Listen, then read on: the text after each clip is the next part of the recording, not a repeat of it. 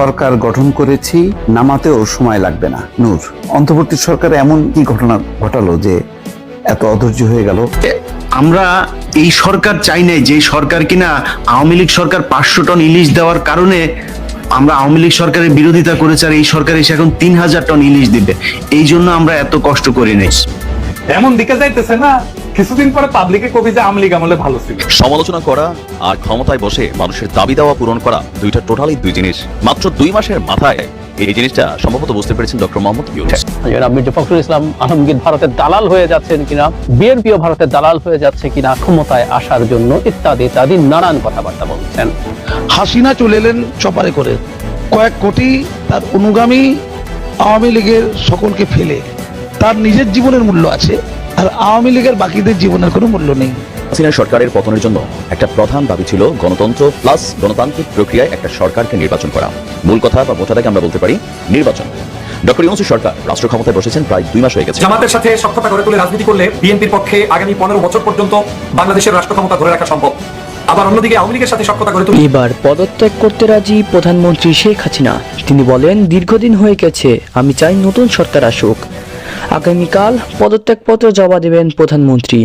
তিনি তার মন্ত্রীদেরও পদত্যাগপত্র জমা দেওয়ার নির্দেশ দিয়েছেন। কালকেই তত্ত্বাবধায়ক সরকার গঠন করা হবে। ভিডিওতে অনেক গুরুত্বপূর্ণ তথ্য প্রকাশ করা হয়েছে, তাই ভিডিওটি না টেনে দেখতে দেশে নির্বাচন নিয়ে যখনই কথা হয় তখন এই প্রশ্ন সামনে এসে হাজির হচ্ছে, আওয়ামী লীগ আগামী নির্বাচনে অংশগ্রহণ করবে কিনা। রাদার এভাবে বলা যায়, আওয়ামী লীগকে আগামী নির্বাচনে অংশ নিতে দেয়া হবে কিনা। প্রশ্ন আরো আছে, রাজনৈতিক দল হিসেবে আওয়ামী লীগকে নিষিদ্ধই করা উচিত কিনা। অনেকগুলো প্রশ্ন। সাম্প্রতিক সময় আওয়ামী লীগের 2জন গুরুত্বপূর্ণ মানুষ নির্বাচনে অংশগ্রহণ নিয়ে কথা বলেছেন। তাদের নির্বাচনে অংশগ্রহণের খোয়াব কেন, খায়েশ কেন আমরা বুঝতে পারি। তারা জানেন যে তারা এই নির্বাচনে একটা ফেয়ার নির্বাচন, এবার নিশ্চয় রাতের ভোট হবে না, গায়ের জোরে ব্যালট পেপার ভর্তি করে ফেলা যাবে না, এজেন্টকে পিটিয়ে লম্বা করা যাবে না, বিরোধী দলকে হয়রানি করা যাবে না। তারপরও তারা নির্বাচনে আসতে চান এবং আমরা ধারণা করতে পারি আওয়ামী লীগ অনেকেই গর্ত থেকে বেরিয়ে আসার একটা সুযোগ হিসেবে হয়তো এটাকে দেখছেন। সাম্প্রতিক সময়ে 2জন, জনাব সজীব ওয়াজেদ জয় এবং মোহাম্মদ হানিফ, এ নিয়ে কথা বলেছেন। সজীব ওয়াজেদ জয়ের কাছে প্রতিক্রিয়া জানতে চেয়েছিল রয়টার্স, কারণ রয়টার্স যখন আমাদের সেনাপ্রধানের বক্তব্য নিয়ে একটা রিপোর্ট করেছে যাতে 18 মাসের মধ্যে নির্বাচন হবে, আমি আমার ভিডিওতে দেখিয়েছি।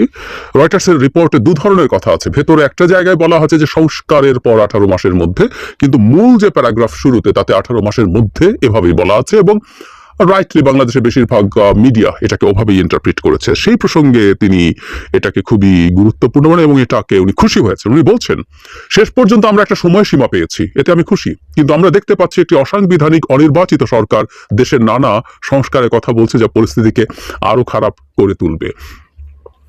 সজীব ওয়াজেদ জয়ের মুখে অসাংবিধানিক অনির্বাচিত, খুবই মজা লাগে শুনতে।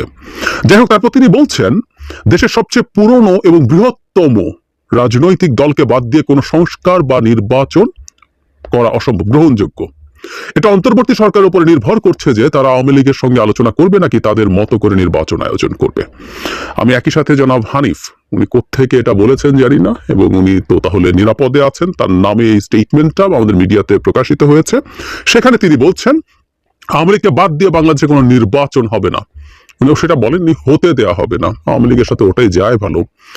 তিনি বলছেন, সাম্প্রতিক সময় বাংলাদেশের নির্বাচন ব্যবস্থা সংস্কার কমিশনের প্রধান বদিউল আলম মজুমদারের দেওয়া বক্তব্য আওয়ামী লীগ ছাড়াও আগামী জাতীয় নির্বাচন গ্রহণযোগ্য হবে। উনি এভাবে বলেননি, জনাব বদিউল আলম মজুমদার বলেছেন অগ্রহণযোগ্য হবে না, কথাটা এই ধরনেরই। এবং আওয়ামী লীগকে রাজনীতি থেকে 10 বছর দূরে রাখা ষড়যন্ত্র করার যে নীল নকশা করা হচ্ছে তা আমার দৃষ্টিগোচর হয়েছে। বাংলাদেশের অন্তর্বর্তীকালীন সরকার আওয়ামী লীগের মতো ঐতিহ্যবাহী প্রাচীন ও বৃহৎ রাজনৈতিক দলকে নির্বাচন ও রাজনীতি থেকে দূরে রাখা যে হীন প্রচেষ্টা চালাচ্ছে, তীব্র নিন্দা প্রতিবাদ জানাচ্ছি। একই সঙ্গে এ ধরনের অপতৎপরতা থেকে দূরে থাকার জন্য সংশ্লিষ্ট সবার প্রতি আহ্বান জানাচ্ছি।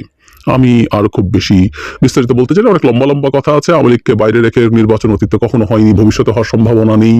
আইয়ুব খানের শাসনামল থেকে প্রতিটি নির্বাচনে আওয়ামী লীগ অংশগ্রহণ করে জনগণের প্রতিনিধিত্ব করেছে ইত্যাদি শিকড় গভীরে টভীরে ওইসব ফালতু রেটরিকে যাচ্ছি না, কিন্তু একটা আলাপ আসলে আমাদের সামনে এসে হাজির হয়েছে, সেই আলাপটা একটু করতে চাই এবং আমি আপনাদের মতামত চাই। আমি মাঝে মাঝে, এটা খুব রেয়ারলি হলেও মাঝে মাঝে আমি আপনাদের মতামত চেয়েছি। কি মতামত চাইছি আমি সেটা আসবো, আপনারা এমনিতেই আপনাদের মতামত কমেন্ট করে জানান আমার সাথে এই এনগেজমেন্টটা আমি খুবই পছন্দ করি। আমি বহুবার বলেছি, রিপ্লাই করা হয় না, কিন্তু আমি প্রতিটা মন্তব্য ব্যস্ততা থাকলেও মন্তব্য পড়ার চেষ্টা করি এবং সেখান থেকে আমি আমার অনেক ইনপুট নিয়ে থাকি। কিন্তু এবার আমি আপনাদেরকে মন্তব্য করে জানাতেই বলবো, মানে দুটো প্রশ্ন এসছে। আওয়ামী লীগ কি নির্বাচনে অংশ নিতে পারবে? ধরুন আগামী নির্বাচনটার কথাই বলছি, সেটাই তারা অংশ নিতে পারবে?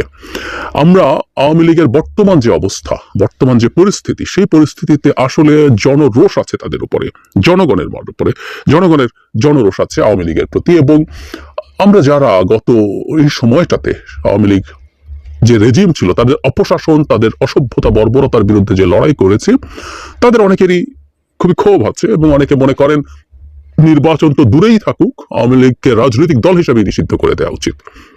ভ্যালিড গ্রাউন্ডও আছে।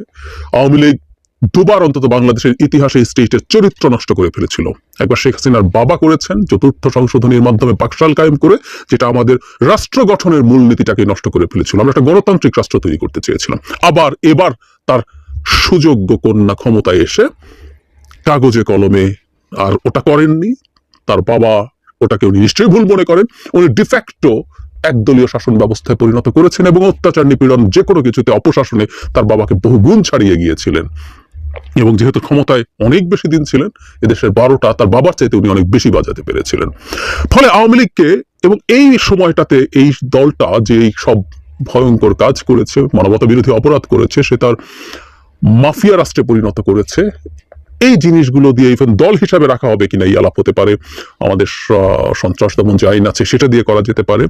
সাম্প্রতিক সময় একটা আলোচনা এসছে, আমরা খেয়াল করব।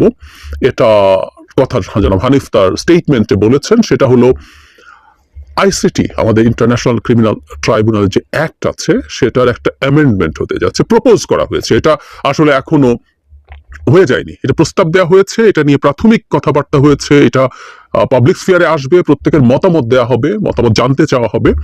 এই প্রোগ্রামটাতে আমি গিয়েছিলাম, আইন উপদেষ্টা জনাব আসিফ নজরুল আমাকে ইনভাইট করেছিলেন। এখানে লয়ের বাইরেও মানুষজন ছিলেন নানা ক্ষেত্রের। সো আমি ওখানে দেখলাম এবং প্রচুর গুরুত্বপূর্ণ মানুষজনের আলাপ শুনে আসলাম। এটা নিয়ে আমি একটা আলাদাভাবে কথা বলবো, এই সংশোধনীগুলো নিয়ে। এবং খুবই গুরুত্বপূর্ণ এই ট্রাইব্যুনালের যে আইনের মাধ্যমে এই বিচারটা করার কথা বলছি, সেটা কিভাবে হওয়া উচিত, সেটার কি কি জিনিস ঠিকঠাক করা দরকার। যাই হোক, সেখানে সংশোধনীর মধ্যে 10 বছর, নিশ্চিতভাবে আওয়ামী লীগের নাম নেই, যে এই ধরনের অপরাধের জন্য দলকে অভিযুক্ত করা যাবে।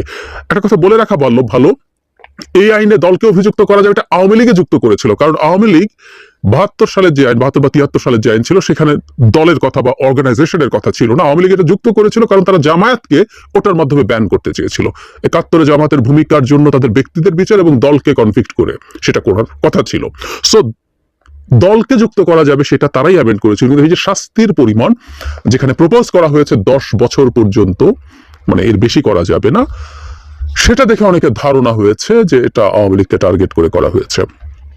আমি যদিও ওখানেই বলেছিলাম, সেটা হলো যদি আমরা একটা আইন করি, আমি আওয়ামী লীগের কথা বলছি না, আমরা যদি একটা আইন করি, সেই ক্ষেত্রে কেন নয় যে এটা আনলিমিটেড হবে, এটা আওয়ামী লীগকে টার্গেট করা কিছু না। তাত্ত্বিকভাবে বলছি, আওয়ামী লীগকে আমরা ব্যানই করলাম না, কিন্তু কখনো তো এমন আসতে পারে, এমন দল যেগুলো সেই সেকেন্ড ওয়ার্ল্ড ওয়ারের আগে ইটালিতে, জার্মানিতে যা হয়েছিল সেরকম দল, ভিন্ন আলোচনা। কিন্তু এই আলাপটা তারা আনছেন যে এরকম একটা সম্ভাবনা তারা দেখে আগেই শোরগোল শুরু করে দিয়েছেন।